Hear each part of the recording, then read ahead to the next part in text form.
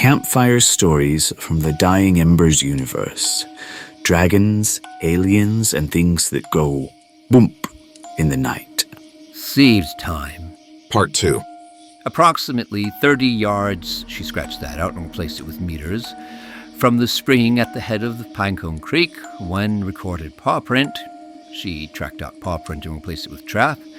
Front paw, as observed by the spacing of the toes, was recorded and measured using a pocket knife of known length, 4 inches, and found to be 4 knives wide and 3.5 knives tall, making it... Here Cadence took a deep breath and continued to write, gritting her teeth. Why did she care so much? It wasn't like anyone who was going to judge her as some fanciful hillbilly was going to read this, she wondered.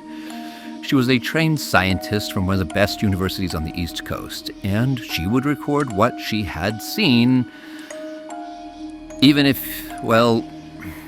she got a reputation. Once, a seasonal had asked her if she would ever report a Sasquatch sighting, if she were sure of what she had seen.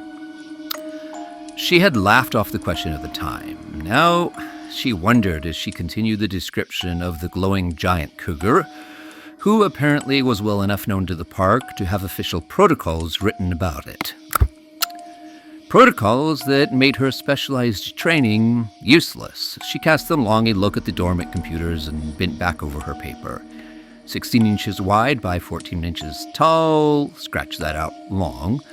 The cougar was first observed by sound as it chuffed and drew my attention to where it was standing 30 meters upslope from the spring. It was looking at me. Then it appeared to paw at a place on the ground, before looking at me again, then moving off into the trees where I lost sight of it. A small part of Cadence's mind pondered over what person that last part should have been written in, as she carefully rewrote the whole thing in proper format. But most of her mind was working over what had happened.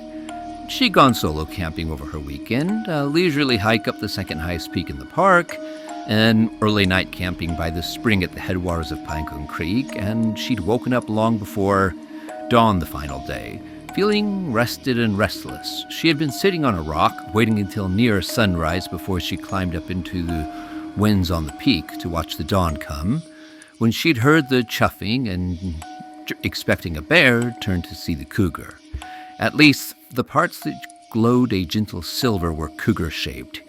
In the dim dawn light, for a moment she thought she'd seen a diamond-shaped tip on a long, thick tail, too long, dark obsidian spikes growing out of its legs. But those had only been the briefest of impressions, and she had dismissed them. After the cougar had disappeared, she'd scrambled up to the place it had stood, and had found a single giant track in the soft soil. She'd taken measurements with her knife and had stood there shivering in the wind until the increasing light had lured her up to the peak to watch the sunrise. She shook herself out of her musings and glanced around the office for somebody to edit her paper. With a start, she realized that the main lights were off and the clock showed that she was nearly a quarter-hour overtime. She gathered up her papers and circled the central stairwell of the main office. Above in the attic, the mysterious atmospheric monitors hummed and clicked. Below, the furnace grumbled in its inaction. Cadence sighed and returned to her desk to gather her things.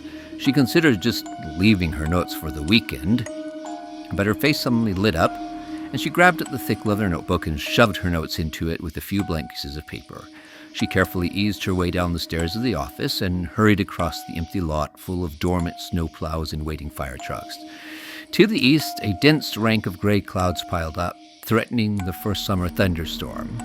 But overhead to the west, the sky was clear. She reached the park housing and dropped the notebook on her couch and quickly changed out of her uniform. Another quick trip across the parking lot and the gravel that surrounded the gas station, and her face lit up with delight when she saw a tall figure standing just apart from a line of people. The man turned and saw her, and his face lit up with matching delight. "Pernicky!" he called out, waving. "The ground squirrels kept you late today?" Cadence laughed and fell in beside him as they took their place in the line to use the phone booth. Between them stretched half a dozen young park employees from every department, waiting to assure parents that they had survived yet another week in the wilderness, or to arrange to meet someone in one of the distant towns on their day off. "Cougars and paperwork, actually," she said lightly. "I actually wanted to ask you a favor about that." Pat glanced down at her with a curious half-smile that sent a little thrill up her spine.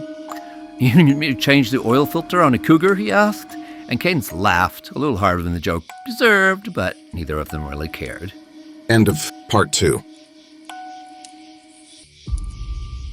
Author Betty Adams once more brings a world of alien invasion alive in 85,000 words of science fantasy adventure.